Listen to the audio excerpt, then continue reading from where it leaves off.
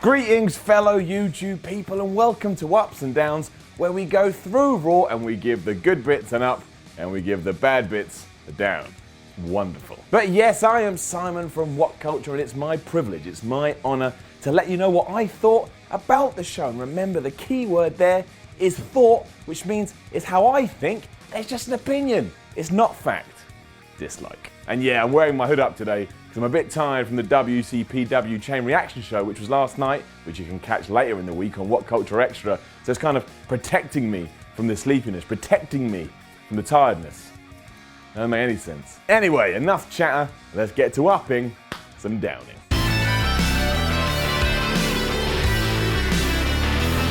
Solid start to Raw last night as Brock Lesnar and Paul Heyman came out, cut a decent promo, and got us all ready and excited for the main event at WrestleMania 33 between Lesnar and Goldberg. Well, at least it got me excited. Kind of seems like the majority of people aren't excited for it at all.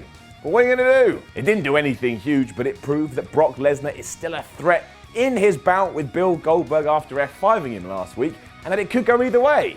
I mean, it won't. Lesnar will beat him for the title after they have a big back and forth brawl for about 10 minutes, but that's not the point. Some seeds were planted. And yeah, two part-timers potentially closing the show is an argument we can have for another time. Today's not the time. I thought it was good. I liked it. It's getting enough. That end segment of Raw was excellent. I didn't even give a crap. Top stuff. Mick Foley deserves a lot of credit for that. Over the past few weeks, that man has been on fire. He's found his groove again, he's passionate, and all of his promos are coming across as really believable. If he is about to be written off TV, it's going to be a huge shame because right now, he's one of my favourite things on the show. And a couple of months ago, I said the opposite. So good work, Foley. It all tied in as well. Stephanie McMahon had told Foley he had to fire someone on the roster. He couldn't do it. So he turned around and said he wanted to fire her. And she was like, "You can't fire me, I'm your boss." And then Triple H came out and he's all like, "Oh, don't you talk to my wife like that." And Foley was, "Oh, you're not doing a very good job and you're the problem here." It was awesome. And if that wasn't enough, then Foley applied the mandible claw to Triple H. This all felt real to me. It wasn't, but that's how it felt. Finally, Seth joined the party and he beat up Triple H for a while and showed that, hey, my leg is better and I don't need this crutch. Unfortunately, then that backfired on him because then Triple H got the crutch, kicked the crap out of Rollins. I mean, he looked like he was in some pain. But it really did add to the build, and the fans in the arena went crazy for Seth when he did come out, and that's exactly what he's needed. Some good old-fashioned, genuine babyface fire. Really well done, this. 2 thumbs up. That means it just gets 1 up, but I mean 2 thumbs up in the sense it was good, but it's still just the 1 up. However, on a quick side note, can we please stop chanting CM Punk at inappropriate moments? That popped up at the worst time last night as this segment was building to its crescendo. It made it a bit awkward. I didn't like it. I love Punk. I have so much respect for him, especially after what he did in UFC. He didn't have to put himself in that position, but he did, and the fact he did is an inspiration to us all. The man lives for no regrets. But sometimes it just doesn't work from an entertainment value, or I'm the guy sat on my couch and I just want to watch some wrestling. I mean, you're going to keep doing it anyway. Why do you care what I think? You don't, and nor should you, but it's just as an aside. Our first down today comes in the form of Sasha Banks versus Dana Brooke, or more specifically, what happened after the match. For what I swear is the second time in their relationship, Dana Brooke decided she had enough and she kicked the crap out of Charlotte, and I'm pretty sure we saw that a few months ago. Did I make that up? Or did that actually happen, or did something similar happen, or am I going crazy? Either way, the fact I feel that way to start with is not good. If an angle goes down on TV, I shouldn't be going, "I think I've seen that," because that means something hasn't worked. And is this all being done just so Charlotte can get out of Mania without properly losing? Because, you know, Dana Brooke will get involved. Because if that's what this is all about, I think it's a bit of a waste of time. It also took away from the fact that Sasha Banks won by holding the tights. And maybe that's the point. They want to point you over there when you're meant to be looking over there because Banks is about to turn heel. And if that is the case, it's actually quite clever. You want to keep teasing that turn, but overall, it felt a bit strange and it felt a bit disjointed. Wasn't for me. It's our new middle thumb, which this week goes to the match between Nice, Kendrick versus Tozawa and Perkins. Why a middle thumb? It was fine.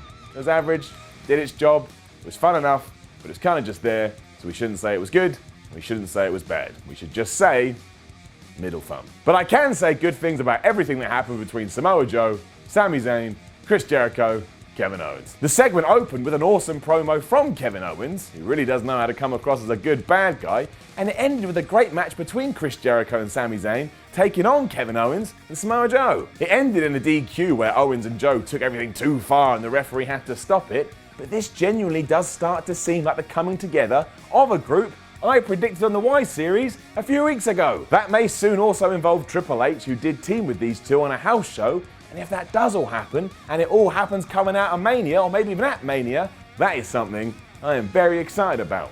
I feel all my hairs standing up on end. It was a great job by all involved though, so get an easy up. What does not, and gets a down, is the New Day stuff. Debuting a new show called New Day Talks, Kofi, Big E and Xavier were fine. They were funny, and Big E actually singing the Big Show's theme as he came to join them made me laugh. But then it all fell apart. Titus turned up, who was annoyed for not being involved. Then he insulted Big Show. Big Show got mad.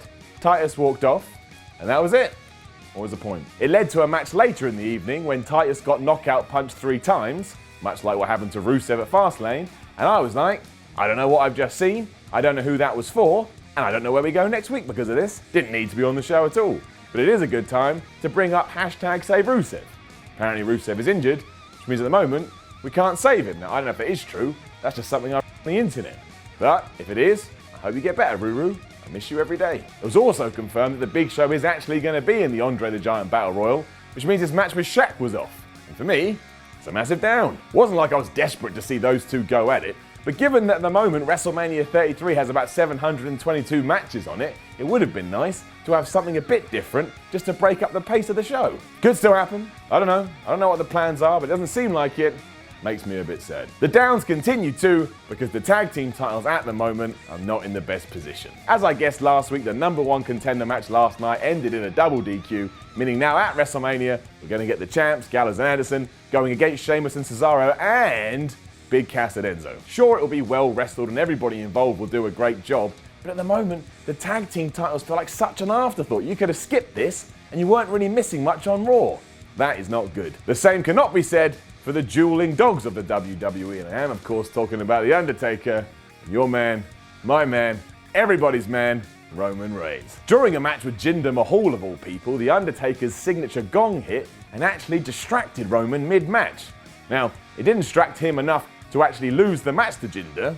This is Roman Reigns, and he only gets a little bit distracted as opposed to the rest of the roster who get completely distracted and then rolled up to lose. But it was a nice way to continue to build this feud without Undertaker showing up, especially because somebody else showed up instead. And it was Shawn Michaels. Trying to explain to Roman that he cannot let the dead man get into his head, it was a really nice way to tie into Michaels' retirement and why Reigns shouldn't be taking The Undertaker lightly. Especially because in fleeting glimpses here, Roman actually did seem like he was meant to come across as the heel. He kind of dismissed Shawn Michaels and then went on to say, listen man, he may have retired you, but I'm going to retire him. That's not what good guy says. Good guy says, shake my hand, oh I'm so excited about this opportunity and win, lose or draw, I don't care.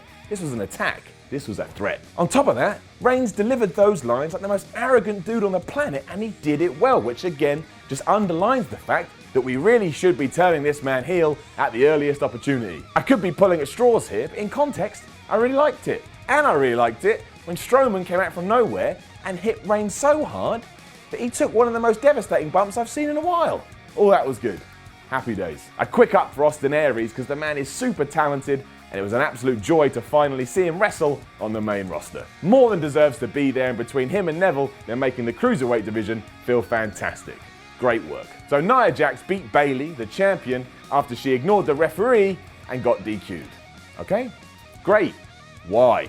Down. I'm guessing now that Nia is actually going to be put in the Raw's Women match at WrestleMania.